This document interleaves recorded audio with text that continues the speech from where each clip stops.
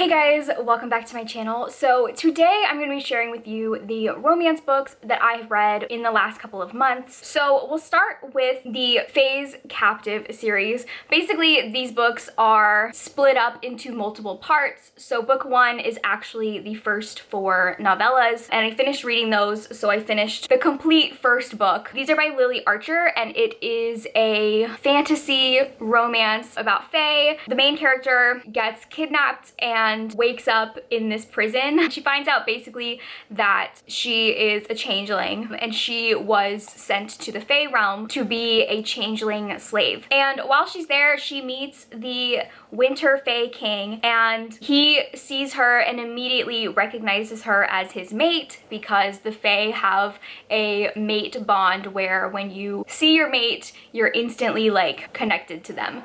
And so he sees her and she is his mate, so he decides to save her from slavery and take her with him. After he takes her, people are hunting them down to get her back. So yeah, this whole book is basically them traveling to the Winter Realm so that they can be safe together. And I really liked this. I definitely was looking for a smutty fantasy fae book, and this gave me what I was wanting. I liked it a lot more than I thought I was going to. It was really fun. I particularly liked the world building. It was really interesting. There were a lot of different like creatures and lore that I was just like, I want to know more about all of that. So yeah, I think overall I would give this, the four novellas, I would give them maybe 4 stars?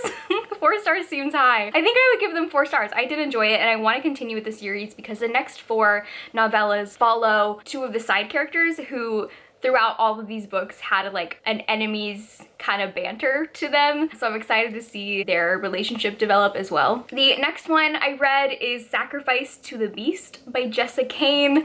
This is a very short, smutty novella that is kind of like a smutty version of Tarzan almost. Basically, there's this village and their livestock are dying, and there's this folklore that there's this beast in the woods, and they decide that they need to sacrifice a virgin to the beast in order to keep their livestock. And so the main character is the girl that they decide to sacrifice. So they take her into the woods, tie her up to a tree, and leave her to die. But it turns out that the beast in the woods is actually this guy who is very Tarzan-like, and he sees the girl and is like, that's my new wife. So yeah, they live together in the woods now. It was very quick, very short. I actually didn't hate it. This is the only Jessica Cain book I've read that I kind of enjoyed. So the next one I read is The Headmaster by Tiffany Rice. This is kind of like a gothic romance. It's about a woman who gets a teaching job at this private school for boys,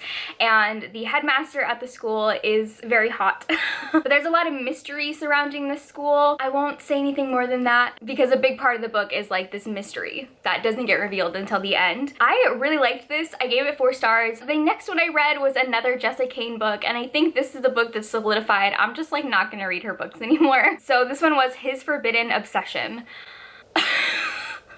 This was so bad. Basically, it's about this nunnery. There's this one nun who they've been keeping isolated because supposedly any man who lays eyes on her just becomes overcome with lust and like needs to have sex with her. So they've been keeping her isolated to preserve her virginity.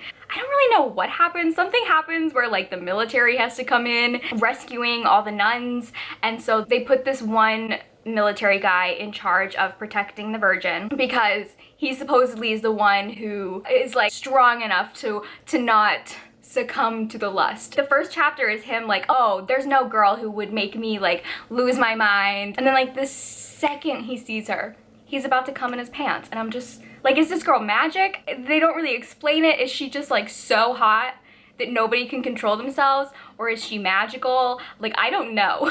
And then yeah, the rest of the book just got worse. Literally after 2 seconds of seeing each other, they fool around in the back of a bus surrounded by people. I don't know, it was just really weird. I could not get into it. Okay, the next book I read was Priest by Sierra Simone. This is a priest romance.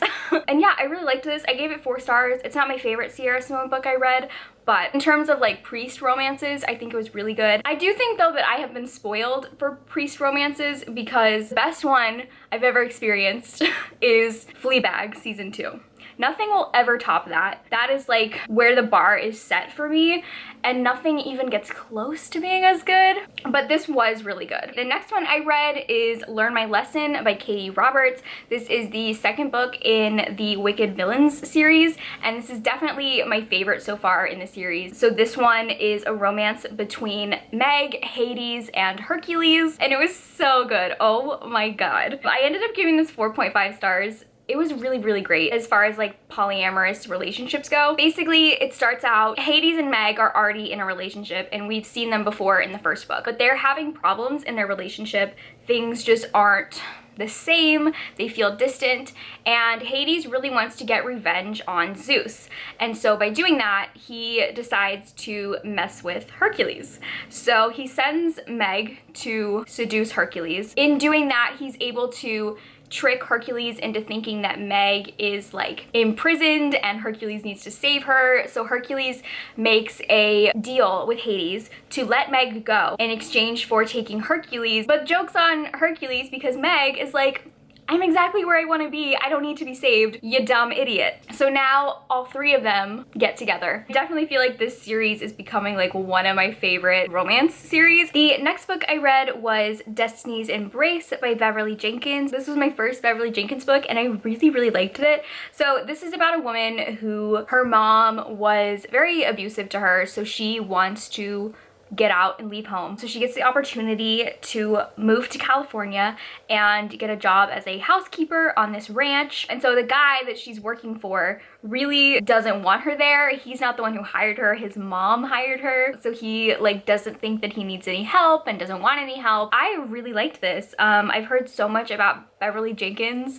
through the years, and I've always wanted to try out one of her books, and I really enjoyed it. I loved the main character. She was very like fierce and independent and like didn't take any shit, and I loved seeing her development throughout the book. So I also ended up reading the second book in this series called Destiny's Surrender. So the whole series follows the three brothers who own this ranch. So this one is about one of the brothers. The main female character is a prostitute, and her and the guy have had like relations together, and she finds out that she is pregnant with his child. They don't see each other for a long time, so he doesn't know that she had a kid. A couple years later, she comes back into his life and tells him that he has a kid. Yeah, I really liked this too. Again, I really liked the female main character. She was very strong and tough and really just wanted what was best for her child, even if it wasn't what was best for her. I also gave this one 4 stars, and I'm excited to read more of Beverly Jenkins.